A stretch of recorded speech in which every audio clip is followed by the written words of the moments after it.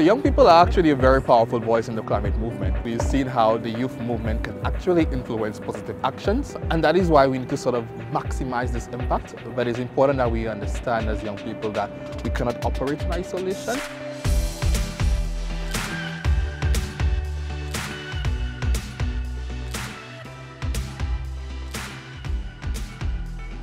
So I'm Jevanic Henry from the small Caribbean island of Saint Lucia.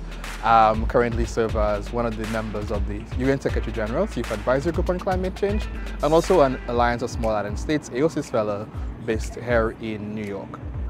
So what really inspired me to get involved with the climate movement was actually back in 2013, on the Christmas Eve actually, when we experienced in Saint Lucia an out-of-season natural disaster. It became of interest to me as to what really caused this and how I could contribute to the solution. And that was like my first sort of exposure to understanding that we are facing a climate crisis. And I think this personal experience and seeing how the country had to sort of come together to rebuild sort of inspired me to want to get involved and to take positive action to ensure that not only myself but the future generations don't have to experience some similar disaster. I think persons who probably don't live on the front lines of climate change, it'd be maybe a bit difficult to understand the severity of the issue, but I think what is important is that we are guided by clear science, and I think that will help us devise policies across countries, because now I think there's literally not one country not facing some sort of impact of climate change right now, and that is why we all, that includes civil society, governments, private sector, we all have a part to play in solving this. Definitely advancing renewable energy. I think it is fundamentally clear that we have the technology available. We need to simply deliver on the climate financing commitments. We simply cannot be at a stage where countries continue to make empty pledges. It is just not fair. It is not right. We need countries to deliver on the commitments, and as a start, deliver on the 100 billion climate finance goal. And that is a start. I think climate justice, it can be quite broad if you look at it, and of course everybody would have a different definition, but I think in essence what I just want to make clear is that particularly for climate vulnerable countries, it is not just a matter of charity.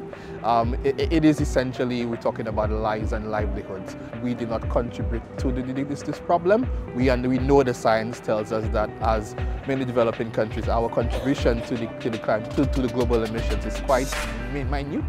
But yet still we stand to be the most affected. Those who have contributed historically to the climate crisis, to the increasing global emissions, do take the fair share of the responsibility in ensuring that for us as small and developing states and other climate vulnerable countries do have the ability to progress our development agenda in a manner that is fair and equitable. So climate justice is definitely a prerequisite for solving the climate crisis. As I said, it is important that we understand who are the sort of guilty parties and who are now the major victims. So before we can go into sort of the nitty-gritty and technical negotiations, we first need to understand as a primary focus that for us as small island developing states, our contribution to global emissions are quite minuscule.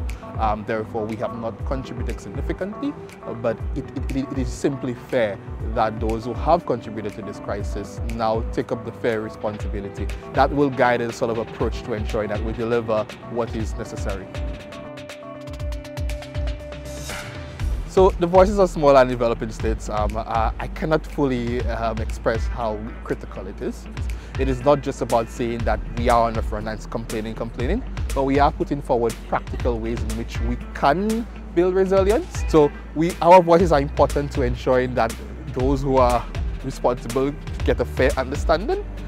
We feel that sets the foundation to ensure that the necessary resilience efforts can be accelerated. The issue of climate change has now become sort of a staple on the global agenda now. So it gives me hope that there is interest.